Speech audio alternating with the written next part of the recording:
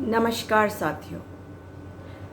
जब हम देवभूमि की बातें करते हैं तो हम देवों की बात करते हैं।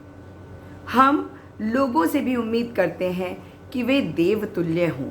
हम ये उम्मीद करते हैं कि लोगों के अंदर जो भावनाएं होती हैं वो भी उन्हें मनुष्य स्वरूप में देवों की भांति बनाएं। उनके अंदर दया, प्यार, ये सारी भावनाएं हो, सत्य के राह पे वे चलें, किसी का नुकसान कभी ना करें।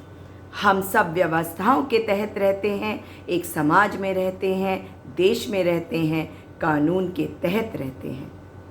परंतु आपसे जानना चाहती हूँ कि जो लोग कई कई पीढ़ियों से देवों की पूजा करते आ रहे हैं, जो हमारे धाम हैं, हमारे मंदिर हैं, उनकी देखभाल करते आ रहे हैं, उनके साथ अगर किसी प्रकार की वार्ता किए बिना सरकार कुछ निर्णय ले ले और कहे कि उनके हितों की बात वो सोच रही है, तो क्या ये सचमुच में उनके हितों की बात हो सकती है?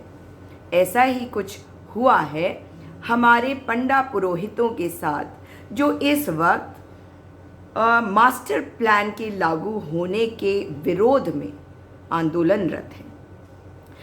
केदारपुरी में बहुत थोड़े से लोग रहते हैं, छोटा सा गांव है।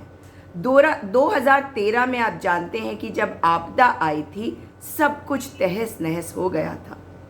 बाबा भोलेनाथ की आराधना में जो पंडा पुरोहित वहाँ रहते हैं, उन्होंने अपने जो घर बनाए हैं या जो गेस्ट हाउसेस, धर्मशालाएं बनाई हैं, उनके बारे में बहुत सारे लोग बहुत सारी बातें कह देते हैं। परंतु हमारे इस ब्राह्मण समाज के बारे में सोचना अब आपकी और मेरी जिम्मेदारी है, क्योंकि जो हमारी धरोहर है, हमारे धाम है, हमारे मंदिर है, इनकी देखभाल करने वाला ये ब्राह्मण समाज, इनका मान करना, इनकी ज़रूरतों के बारे में अपनी आवाज़ को बुलंद करना, इनकी बात को सुनना, इनकी बात को सरकार तक पहुंचाना, ताकि सरकार इनसे बात करके कोई निर्णय ले, ये आवश्यक है।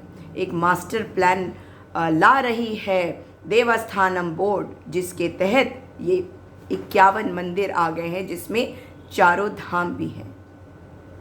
जी हाँ, बाबा बद्री विशाल का धाम, केदारनाथ धाम, यमुनोत्री धाम, गंगोत्री धाम, ये सब इसी देवस्थानम बोर्ड के तहत आता है अब। और इसके तहत एक मास्टर प्लान लाया जा रहा है ताकि वहाँ का सौंदर्यकरण करा जा सके। विकास के विरुद्ध ना तो पंडा पुरोहित है, ना मैं हूँ, ना आप हैं। परंतु आप मुझे बताइए कि अगर विकास होता है तो लोगों के लिए किया जाता है, क्या बाहर से जो लोग आ रहे हैं उनके लिए ही किया जाएगा सौंदर्यकरण, या हम अपने लोगों के विकास के बारे में भी सोचेंगे? जो लोग वहाँ रहते हैं, पीढ़ियों से रहते आए हैं, ये तो 20, 25, 30 साल के पहले वहाँ कोई नहीं जाता था। केवल वो लोग वहाँ जाते थे जो वानप्रस्थ आश्रम में प्रवेश कर लेते थे, जो जीवन के आखिरी मोड़ पे होते थे। ये तो अब है कि बहुत सारे लोग इन जगहों पे जाने लग गए हैं। परंतु ये आवश्यक है कि हम इस बात को समझें कि जिन लोगों ने हमारे धामों की आराधना में अपना समय लगाया है, पीढ़ियां लगा दी, उनके साथ अन्याय ना हो। सरकार को उनसे बातचीत करनी चाहिए। यहीं पे आपको मिलवाऊंगी आज आचार्य त्रिवेदी जी से। आचार्य संतोष त्रिवेदी जी पिछले 1.5-2 महीने से अर्धनग्न अवस्था में आंदोलनरत है, और बहुत ठंड होती है वहाँ पे, ये भी आपको बता देती हूँ। आपको अगर मेरी बातों पे, पंडा पुरोहितों की बातों पे विश्वास नहीं होता, तो आज मैं आपको एबीपी गंगा की एक न्यूज़ आइटम भी दिखा देती हूँ। और देखिए एक थर्ड पर्सपेक्टिव, उनके जो रिपोर्टर हैं, उनके जो ब्यूरो चीफ है उत्तराखंड के, वो क्या कह रहे हैं। आप समझेंगे कि जो बात मैं कह रही हूँ उसमें सत्यता है, जो पंडा पुरोहित कह रहे हैं उसमें सत्यता है। हर चीज़ को हम नकारात्मक रूप से नहीं देख सकते। अगर किसी को परेशानी है तो सरकार का काम है उनसे बातचीत करें। और देवस्थानम बोर्ड का मैटर जो है वो कोर्ट में चल रहा है, हाई कोर्ट से रिलीफ नहीं मिला। जो भारतीय जनता पार्टी के राज्यसभा सांसद हैं डॉक्टर सुब्रमण्यम स्वामी, वही वकील हैं इस मैटर में, और आगे वो क्या करेंगे ये उनका देखने का है। लेकिन अब जो चिंताजनक बात है वो ये है कि आचार्य संतोष त्रिवेदी का कहना है कि अगर जिस प्रकार से उनके घरों को, उनके धर्मशालाओं को चिन्हित करके पीछे हटाने की कोशिश करी जा रही है तो वो इसका विरोध कर रहे हैं सभी सारे पंडा पुरोहित। और आचार्य संतोष त्रिवेदी कह रहे हैं कि वे समाधि ले लेंगे। आदि शंकराचार्य जी का जो जहाँ पे उन्होंने समाधि ली उसके आसपास ही, उसके सामने ही। ये अच्छा नहीं है। बातचीत करके हमें मसलों को सुलझाने की आवश्यकता होती है और सरकार हम इसीलिए चुनते हैं। देखिए कि क्या हो रहा है बाबा केदार के द्वार पर, और आप भी अपनी आवाज़ को बुलंद करिए, इस वीडियो को अधिक से अधिक शेयर करिए ताकि सही चीज़ें हो सके। मैं सरकार का विरोध नहीं कर रही, इसमें मैं सरकार को बता रही हूँ, मैं सरकार को सकारात्मक रूप से बताना चाहती हूँ कि इन लोगों से बातचीत करी जाए। जैसे आप जानते हैं कुछ दिन पहले बाबा बद्री विशाल के प्रसाद को ऑनलाइन कर दिया गया। वहाँ के, जी हाँ, बद्रीनाथ धाम के जो पंडा पुरोहित पुजारी हैं उन्होंने विरोध किया। उसके बाद देवस्थानम बोर्ड के जो सीईओ है उन्होंने चमोली जिले के जो डीएम है, जिलाधिकारी हैं, उनको निर्देशित किया कि ऐसा ना करें, क्योंकि प्रसाद जो है जो चढ़ा नहीं, हम अगर भक्तों को वो दे रहे हैं और कह रहे हैं कि ये बाबा बद्री विशाल का प्रसाद है, ये भी गलत है ना। तो इन सब चीज़ों को ध्यान में रखते हुए आप सब भी जो जैसे भी सरकार तक इस बात को पहुंचा सके कि इनसे वार्तालाप करें, इनसे बातचीत करें, इस मसले को सुलझाए ताकि ये जो गतिरोध सा बनता जा रहा है ये समाप्त हो। सरकार, मैं बार बार कहती हूँ, किसी भी पार्टी के आप हों, किसी भी पार्टी से मैं हूँ, मगर सरकार आपकी और मेरी है। और मैं उम्मीद कर रही हूँ कि माननीय मुख्यमंत्री जी तक मेरी आवाज़ अवश्य पहुँचेगी और माननीय मुख्यमंत्री जी मेरी आवाज़ को सुनेंगे भी। और मैं जानती हूँ कि अगर उनको ये बात समझ में आ गई तो वे अवश्य पंडा पुरोहितों को बुलाएंगे और उनसे बातचीत करके रास्ता निकालेंगे। आपसे विनम्र निवेदन कर रही हूँ कि उनसे बातचीत करिए मुख्यमंत्री जी और इस मसले को यहीं पे सुलझा लीजिए। ये हमारे लिए, आपके लिए, मेरे लिए, हमारे राज्य के लिए अच्छा रहेगा।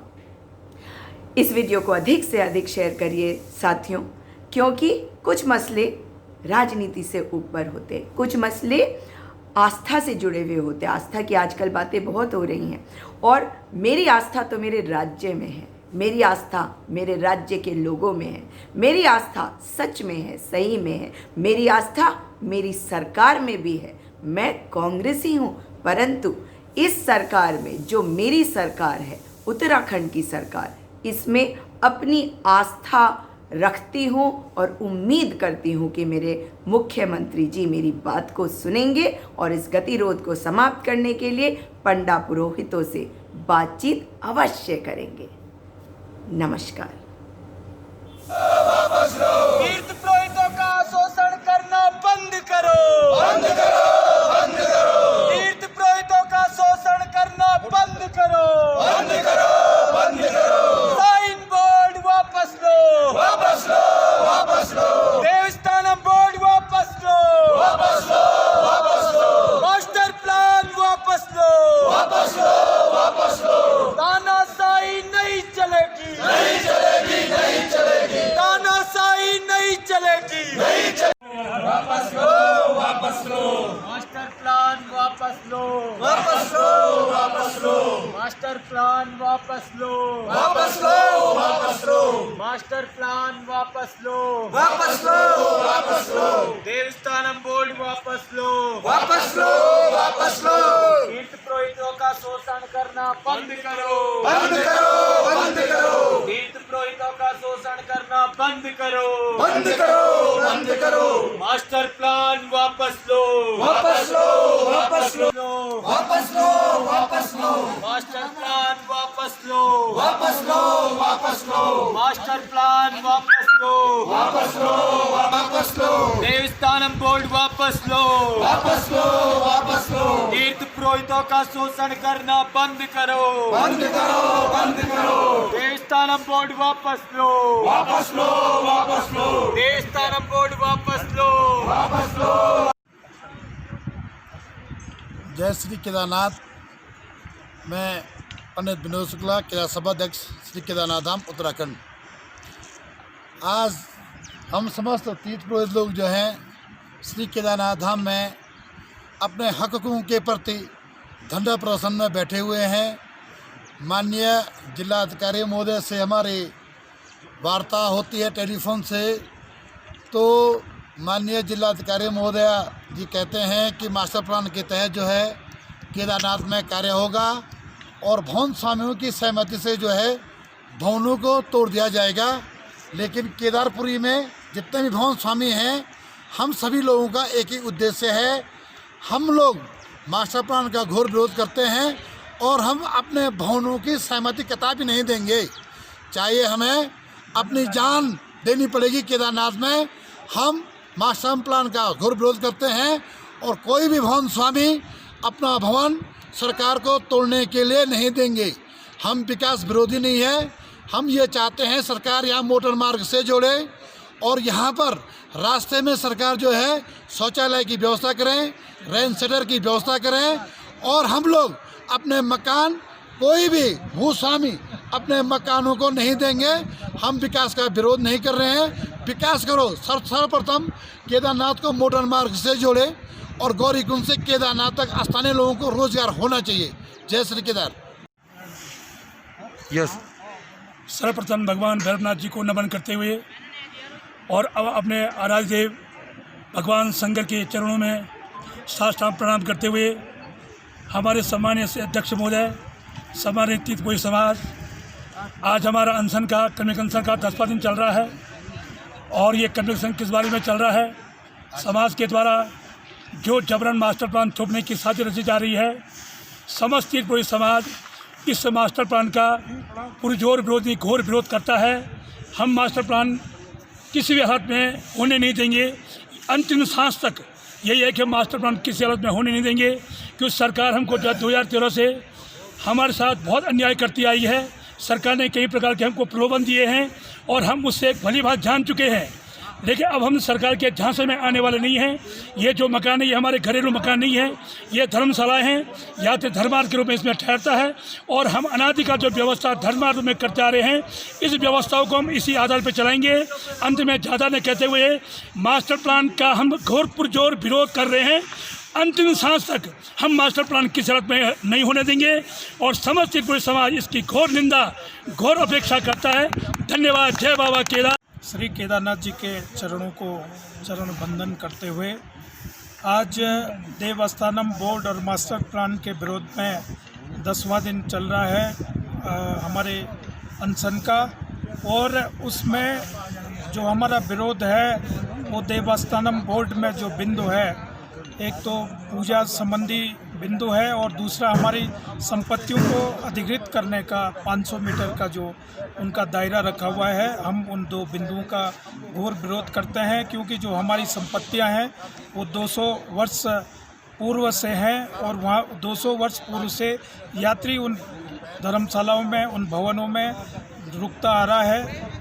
इस स्थान को जो उच्च स्थान तक पहुंचने में यात्रियों की सेवा अनादिकाल से उन भवनों ने दी है और उन भवनों में अभी भी वर्तमान जो स्थिति है 2013 के बाद, वो यात्री उसमें बिल्कुल सारी सुविधाएं युक्त धर्मशालाएं हमारी हैं और उसमें यात्री रुक रहे हैं। और इस प्रकार से सरकार उन भवनों के साथ किसी भी प्रकार की छेड़ाखानी अगर करती है तो समस्त तीर्थ पुरोहित समाज, समस्त क्षेत्रीय जनता उसका घोर विरोध करती है। और घोर विरोध करने के साथ साथ हम ये भी आशा करते हैं कि यहाँ के निवासी होने के कारण, हमारे अपने अधिकार होने के कारण भारतीय संविधान में, तो इस प्रकार से हमारे अधिकारों का हनन सरकार किसी भी तरह न करे। अगर हमारे अधिकारों का हनन करती है तो सरकार को इसमें गंभीरता से सोचना पड़ेगा। जय श्री केदार। आज हम देख रहे हैं कि केदारनाथ के अंदर जो सरकार है वह मास्टर प्लान लागू करने जा रही है। देखिए, आप मास्टर प्लान को एक नज़रिए से देखिए कि इसके अंदर सारी व्यवस्थाएं जो है सरकार के पास चली जाएंगी। हमारे पास या हमारे समाज के पास